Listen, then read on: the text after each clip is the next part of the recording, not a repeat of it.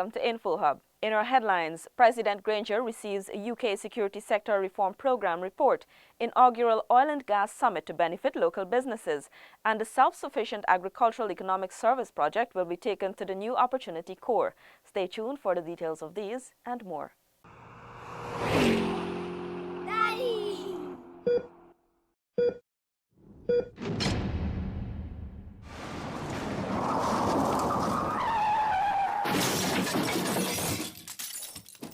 And now for the details. President Granger today received the UK Security Sector Reform Programme report. The head of state noted that the former administration was never serious about the security sector's reform. Here is this report. President David Granger made his observation at a simple handing over ceremony for the British-funded Security Sector Reform report prepared by Lieutenant Colonel Russell Combe. The failure to deal with the narco-trafficking threat 20 years ago meant that the administration at the time was attempting to deal with the symptoms rather than the disease. So many of the attempts at security reform were insincere. They wanted to deal with the murders, but they didn't want to deal with the cause of the murders. The head of state detailed attempts at security sector reform by the previous administration dating back to as far as 1999. The Simmons Group of consultants produced what is perhaps up to now the single most comprehensive Guyana police reform program, which is referred to in uniformed services simply as the Simmons Report. But at the same time, nothing was being done to deal with the root cause of crime, that is, narcotics trafficking, which had started to corrupt the security forces.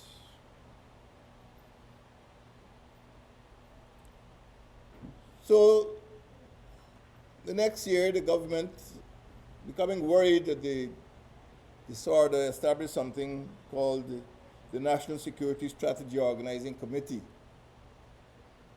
which of course was not meant to succeed. It was all a bluff, put under Mr. Ronald Jairam Gadraj. It didn't succeed because it wasn't meant to succeed. President Granger reminded that in 2015 May, one of his first acts was to engage the British High Commissioner and later then UK Prime Minister David Cameron himself for assistance. We've passed through nearly 20 years of woulda, coulda, and shoulda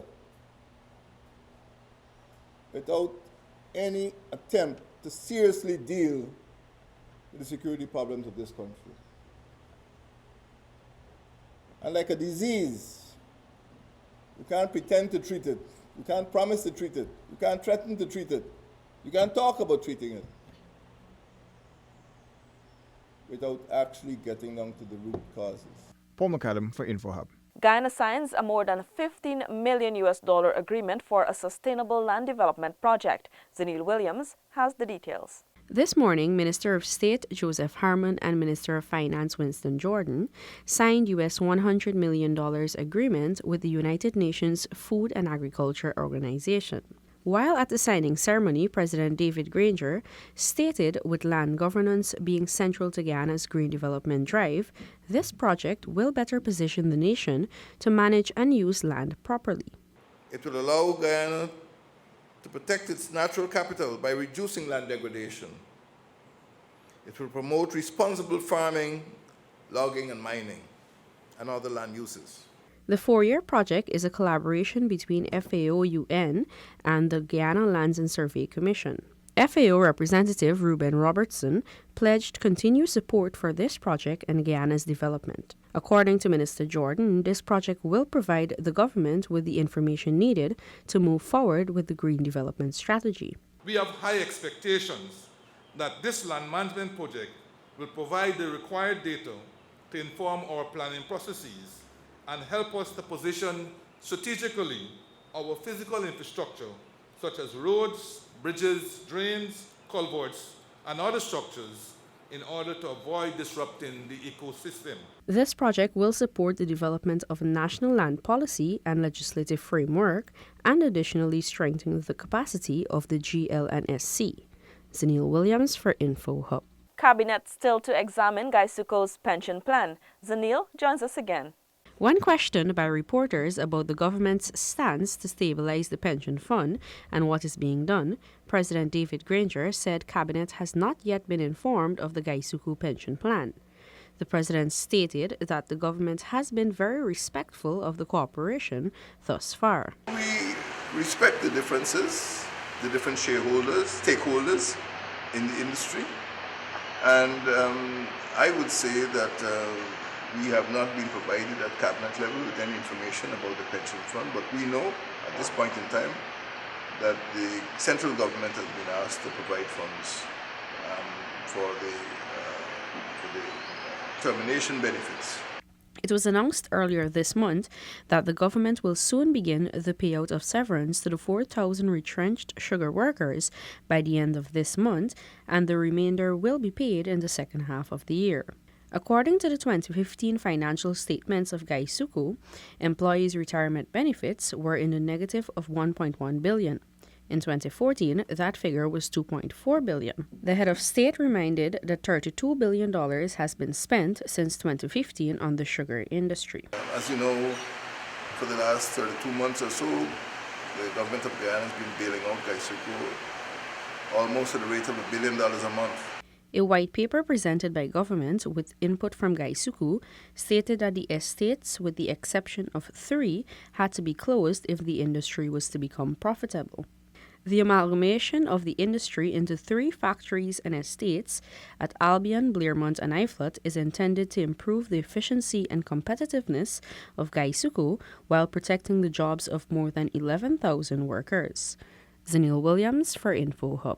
Guyanese businesses will have a chance to network and learn from leaders in the oil and gas industry at the inaugural Guyana International Petroleum Business Summit. Tiffany Rojas has more. GPEX 2018 is being hosted by the Ministry of Natural Resources. Minister Raphael Trotman said the business summit will bring together Guyanese with industry leaders to have their concerns and interests addressed. So we are providing a platform and an opportunity for all of those who speak about local content and the desire to see more of it, to actually shake hands and to touch the Schlumbergers and the others who do this and have been doing this for the last 10 and 5 decades. The Public-Private Partnership Events Coordinator Sharik Abdul Hai noted that some 350 to 400 executives and high-level industry leaders are expected to attend the event slated for February 7 to 9. From Guyana's point of view, I think we're looking at bringing the best practice here in different areas of business. The Guyana Office for Investment, Go Invest, is the lead organizer for the government.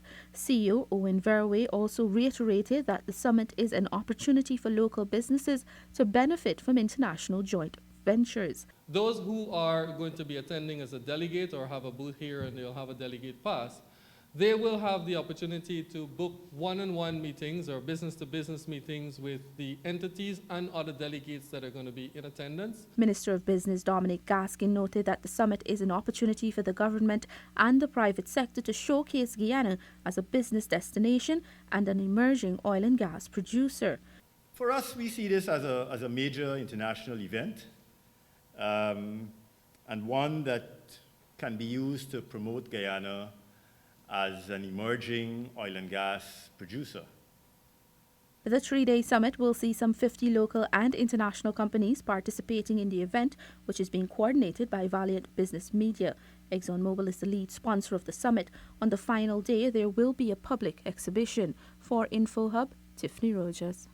Region 5's Regional Executive Officer Ovid Morrison today said that the Mahaica-Berbice region is poised for greater development, drawing from the experiences of 2017, where 99.8% of works slated were completed. Details from Stacey Carmichael. The Region 5 REO, speaking about 2017's accomplishments, said there were massive road upgrades in all 10 neighborhood democratic councils, NDCs. He noted that in addition to the $4 million allocated to each NDC, over $660 million was also expended for developmental works. As it relates to health, we have established 2 new health centers with modern facilities. The Maikoni Hospital, we renovated and established 2 emergency operation rooms so that we would be able not only to cater for the citizens of Region 5 in terms of health, but also we can extend services to our neighbor region, Region 6, should they be in any difficult condition. According to Morrison, sums were expended for extensive drainage and irrigation works, given the fact that Region 5 is flood-prone. This was deemed a worthy investment since it resulted in the water receding off the land in a short time and bringing relief to affected residents. As soon as the tide went, the water went. Why?